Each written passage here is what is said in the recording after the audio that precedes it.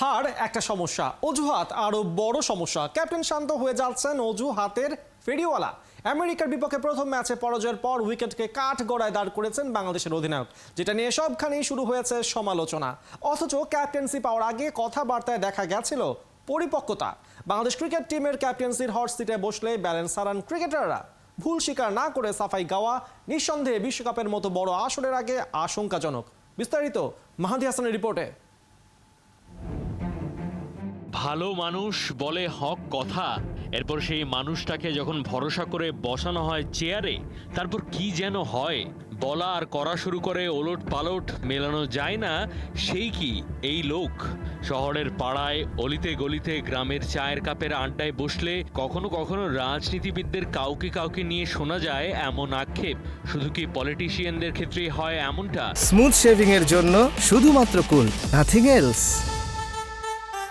নাকি বাংলাদেশে অন্যান্য সেক্টরেও যেমন ক্রিকেট টিমের ক্যাপ্টেনের চেয়ারে বসলে ঘুরতে শুরু করে একই অদ্ভুত? এমন প্রশ্নটা আসছে অধিনায়ক হওয়ার আগে আর হওয়ার পরের নাজমুল শান্তকে মেলাতে না পারার ধন্দে।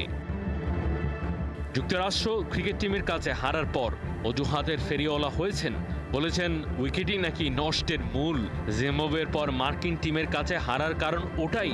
ম্যাচ শেষে এমন স্টেটমেন্ট দেওয়াতে বিরক্ত সবাই। যদি ধরে নেওয়া হয় হ্যাঁ উইকেটের সমস্যা আছে, তেমন থাকলে সেটা তো সবার জন্যই আছে, তাহলে শুধু বাজে পারফর্ম করা টিমটা কেন শুধু সবসময় ওরাই হয়? অত্যন্ত বাজে মানের পিচ না হলে এখন আর ক্রিকেট দুনিয়ায় কোনো টিমই 22 গজকে কাঠ গড়ায় দাঁড় করায় না।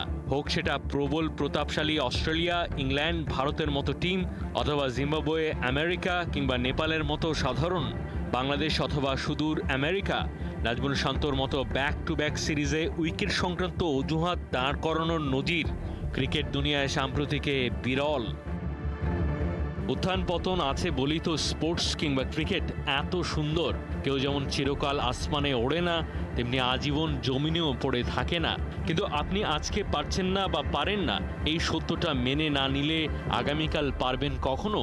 ব্যর্থতা পুরোপুরি বিনয়ের সাথে মাথা পেতে না নিলে নতুন দিনে সত্যিকার অর্থে দীর্ঘমেয়াদে সফল হয়ে মাথা তুলে দাঁড়াবেন কেমন করে? আত্মসমালোচনা না থাকলে উন্নতির আশা যে থাকে না।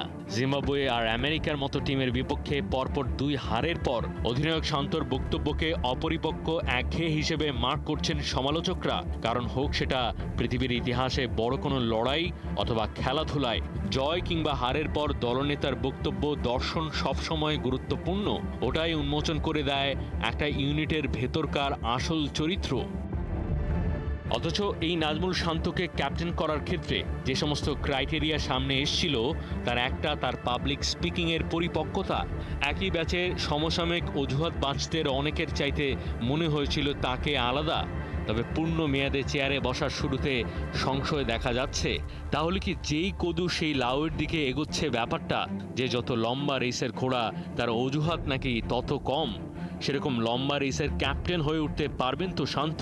খেলোয়াড় হিসেবে, ব্যাটসম্যান হিসেবে তার ফিরে আসার উপাখ্যান জানে সবাই, প্রশংসাও করে। তাই আপাতত ভরসা একটাই, আশা। এর বাইরে আর কিছু আছে টাইগার ক্রিকেট সমর্থকদের জীবনে? মাহাদি হাসান, ৭১।